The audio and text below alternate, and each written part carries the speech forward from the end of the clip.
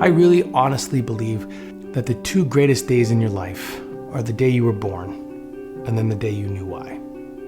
I find out that this guy, Paul Martinelli, who's my mentor now, is speaking at a conference. And so I went to the conference and I listened to everything he said, and he was incredible. I walked up, I said, "Hi, I'm Frank Zavala, and I'm gonna work for you someday, you and Bob." Now, Bob Proctor is a speaking guru that was on the movie The Secret. I said, "I'm gonna work for you and Bob." And Paul just looks at me and goes, "All right." So I schedule a phone call with Paul.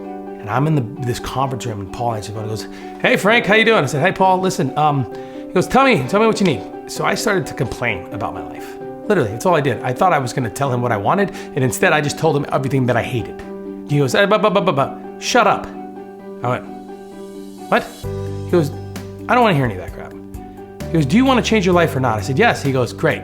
Meet me in Toronto, Canada on Saturday at 5 p.m. Click. And hangs up the phone on me. What do you mean, meet him in Toronto, Canada at 5 o'clock? What does that mean? Like, I didn't get it. Like, what does it mean? So I get on the plane. I make it in New York.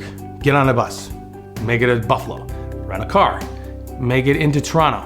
We get there, we check in, 5 o'clock. I knock on the door opens, and everybody from The Secret's in that room. The speakers. And I got to sit down. I didn't get to do anything but listen.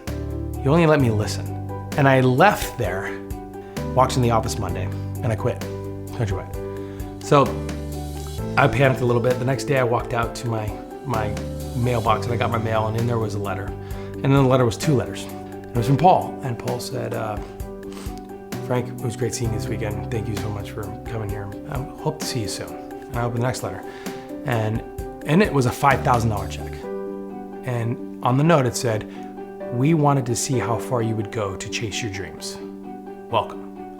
So I call Paul, and Paul goes, "I gave you $5,000. That should give you enough to pay your rent for a couple months. Come work for me. Come learn the ropes. We'll take care of you."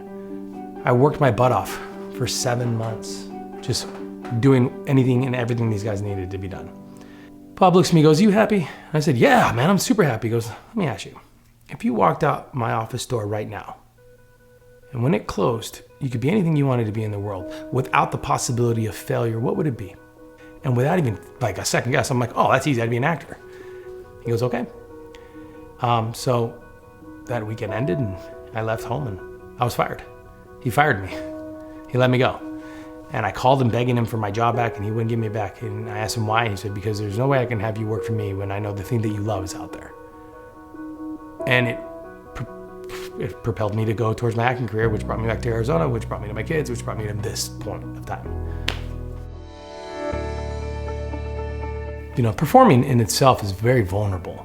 99% of the actors that I know, and the people that are trying to make it in this business, in the entertainment business, they have one very, very common characteristic, which is the reason why they will all not make it.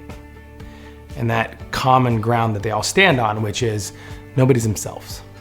Everybody's trying to be like everybody else.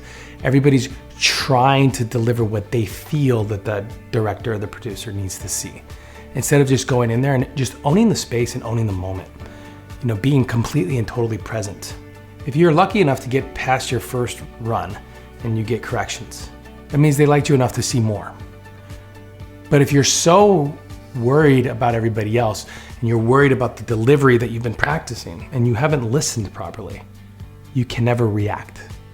That's one of the biggest things that I've learned in the entertainment business, is listen.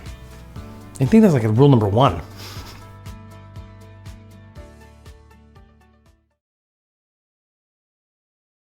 My very first audition that I went to, I had everything down. Dude, I had studied my lines all night, and my lines were super simple. I think there were like 3 lines, but let me tell you, I De Niro'd the crap out of them.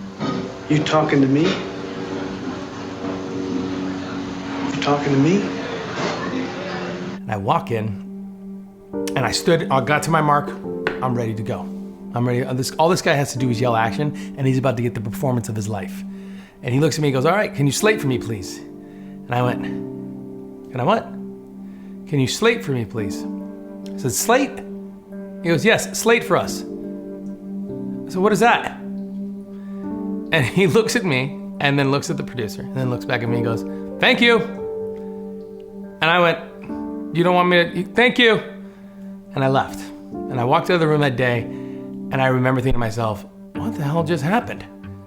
Like, what just happened? And I immediately went home and Googled Slate. And then I went and I smacked myself in the head. And I made a promise to myself at that moment that I would make sure that I would be the most prepared person in the room forever.